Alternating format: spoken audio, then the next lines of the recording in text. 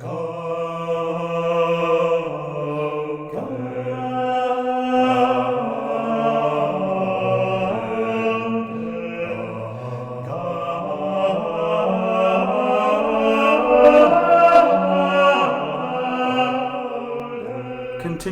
of Chapter 10. Analysis of the Council's Declaration on Religious Liberty. Let us examine more attentively the Declaration on Religious Liberty.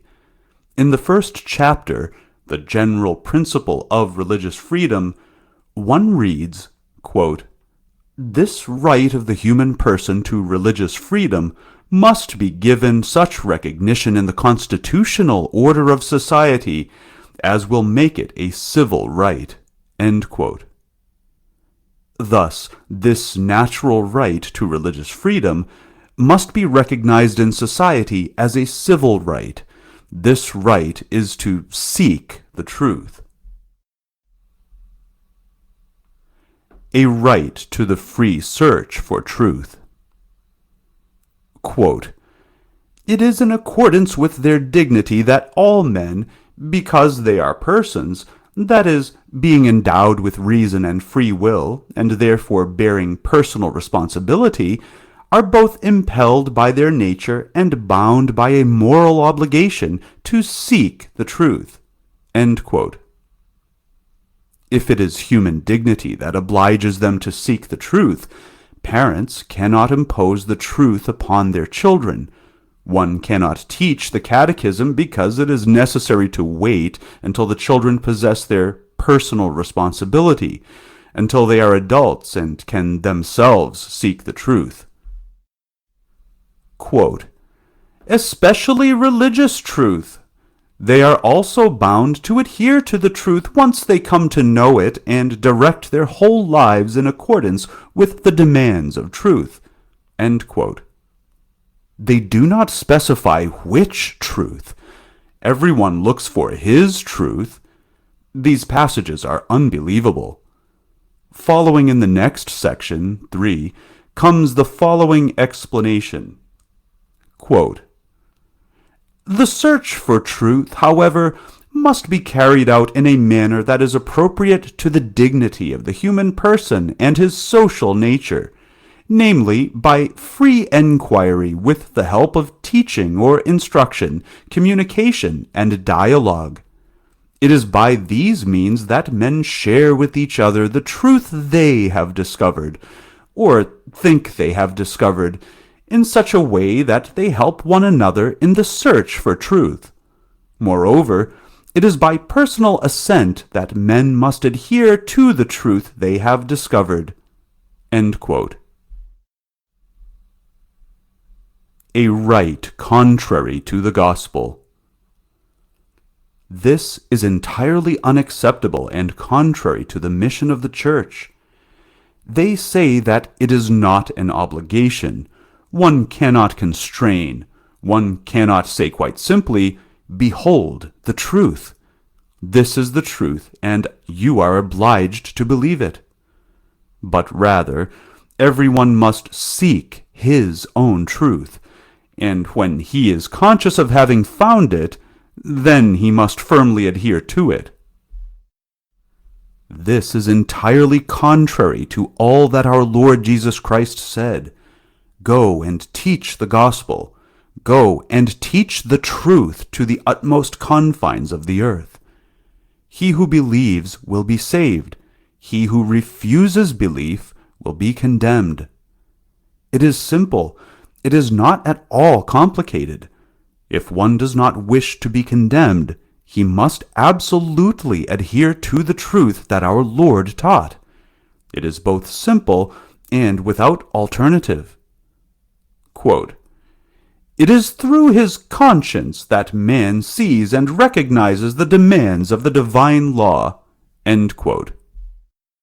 The conscience can be mistaken, whereas the divine law must be communicated to us by the Church, which must remain faithful to the Decalogue and teachings generously given us by our Lord.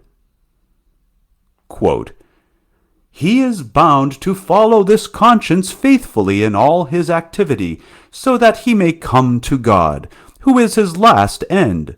Therefore, he must not be forced to act contrary to his conscience." End quote. No matter what his conscience suggests to him, he must follow it, and no one should constrain him nor act against his conscience. This is absolutely unthinkable. Quote, "Nor must he be prevented from acting according to his conscience, especially in religious matters." End quote. In religious matters, there is practically no obligation, no constraint, not only for individuals, but also for groups. The Council professes religious relativism. In Section 4 we read, quote, "The freedom or immunity from coercion in religious matters, which is the right of individuals, must also be accorded to men when they act in community.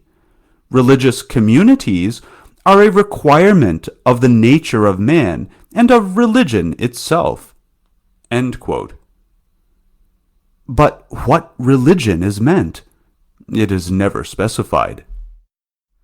Quote, "Therefore, provided the just requirements of public order are not violated, these groups have a right to immunity, so that they may organize themselves according to their own principles. They must be allowed to honor the supreme Godhead with public worship." End quote. Yes, as unthinkable as it may seem, it is in the text of the Declaration on Religious Liberty. The supreme Godhead. It is not our Lord Jesus Christ. Quote, "They must be allowed to help their members to practice their religion and strengthen them with religious instruction, and promote institutions in which members may work together to organize their own lives according to their religious principles." End quote. Hence, the Muslims according to the Muslim principles, the Buddhists according to theirs, the Mormons according to Mormon principles, the Moonies according to Moons. It cannot be. We have seen in the encyclicals of the popes we have studied with what unanimity they condemn religious indifferentism. Well, today the Declaration on Religious Liberty affirms the opposite. Quote, "Religious communities have the further right not to be prevented from publicly teaching and bearing witness to their beliefs by the spoken or written word." End quote. What faith, what religion is it a question of? It is not specified. It is normal to take into account that a religion is always accompanied by a morality. There is no religion without faith and morals, and consequently, behavior is also concerned. According to the doctrine of the Declaration on Religious Liberty, the Protestants, then, can freely disseminate their morals, their moral freedom, which has practically no law. For Muslims, the same applies, and they can profess polygamy, slavery, and everything else that makes up their religion. The same applies to the Buddhists concerning their religious habits. Quote, "Also included in the right to religious freedom is the right of religious groups not to be prevented from freely demonstrating the special value of their teaching for the organization of society and the inspiration of all human activity." End quote. Is there in these religions a singular efficacy of their doctrine to organize and vivify all human activity? What of the grace of our Lord Jesus Christ, the sacraments, and the holy sacrifice of the Mass?